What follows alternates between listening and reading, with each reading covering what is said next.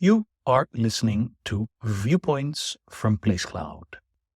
Cultural researchers tell stories of places from around the world.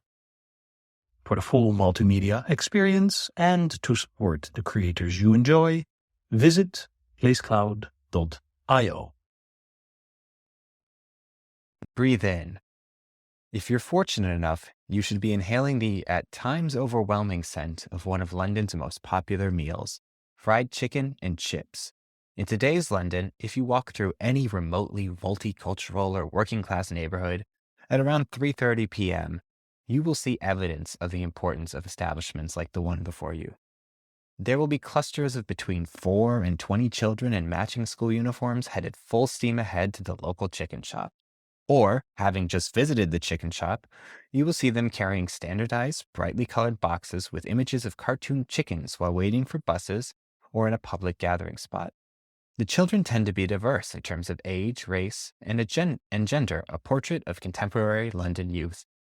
Fried chicken shops provide arguably the best calorie per pound value in London, serving combo chicken and chips meals for often as little as 2 or 3 pounds.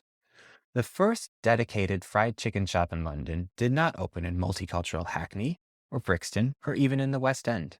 Kentucky Fried Chicken opened its doors to London customers in 1968 in the unassuming, leafy North London suburb of Finchley.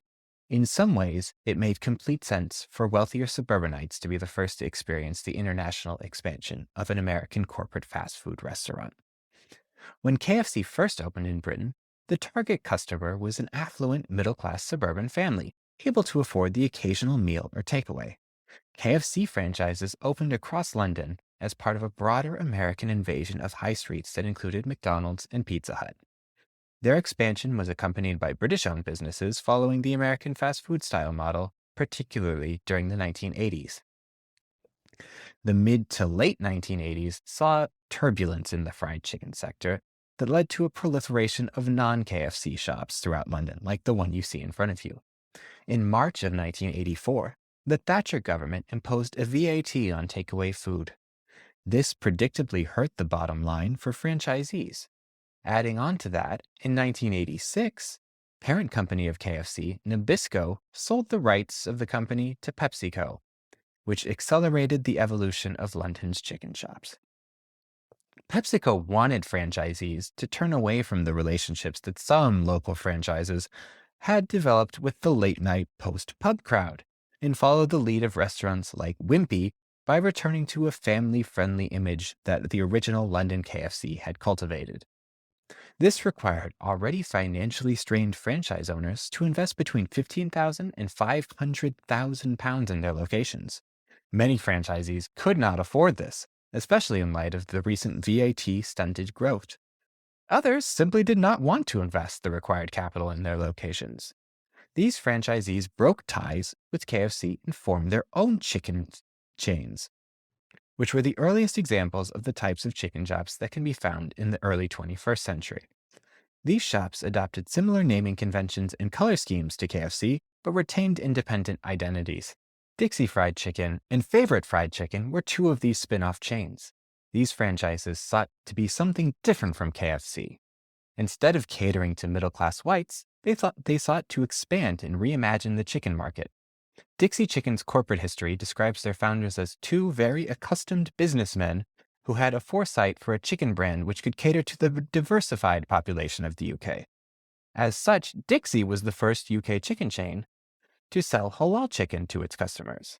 By selling halal, Dixie accommodated a new customer base while providing a product largely indistinguishable for a non-Muslim consumer. Small adaptations like this helped bring different types of people into shops and allowed Muslim Londoners to work in religiously appropriate environment in the secular food industry. Shops like Dixie, FFC, and South London's Morley's, which first opened here in Sydenham, operated on a different business model than KFC. These chicken retail outlets abandoned the middle-class retail centers and high streets emphasized in KFC's corporate strategy. They instead focused on diverse working-class areas like Mile End, Stepney, Lewisham, and Tottenham. Chicken shops tended to be migrant-owned, family-run businesses. Many of these entrepreneurs' stories were closely tied to migrations from former colonies like Pakistan, Bangladesh, Sri Lanka, Egypt, and Cyprus. Others were refugees from conflict areas like Lebanon, Afghanistan, and Iran. Yet, in the process, very little of their background was reflected in the customers' dining experiences. Subtle differences in the shops may have reflected the religious backgrounds of the shopkeeper to the local customer, but by and large, the image projected to passersby usually involved some type of cartoon chicken and red, white, and blue neon fluorescent lighting. One such entrepreneur who opened a chicken empire was Indran Selvadran. Selvadran was a Londoner of Sri Lankan heritage. He opened a shop, Morley's, in 1985 that would soon come to dominate the chicken scene of south of the river. Morley's today is a South London institution. It began in Southeast London in front of you and spread to places as far as Croydon, Clapham, and Southwark. In 2020, Morley's even crossed the Thames with shops opening in North and East London. The shops spread primarily in areas with high concentrations of ethnic minorities and developed a very devoted following. So much so that on several South London high streets, imitators with very similar names and signage emerged. So be careful if you're going to a Moxie's Chicken or a Morty's Chicken. That's not Morley's. Sometimes these shops even emerged on the same street as Morley's. Morley's has been a family business throughout its entire existence. The company's website prominently features nostalgic photos of Selvadran and his children with the shop's bear mascot. His son, Sean, took over the helm of the business and emphasized to Vice News in a 2017 interview how Morley's was a groundbreaking institution in being the type of chicken shop that served as a place for children, especially minority ethnic children, to gather. It served an important role in the community as a place where young kids could get to know one another in an informal place. Chicken shops throughout London served and continue to serve as sites for school children to gather.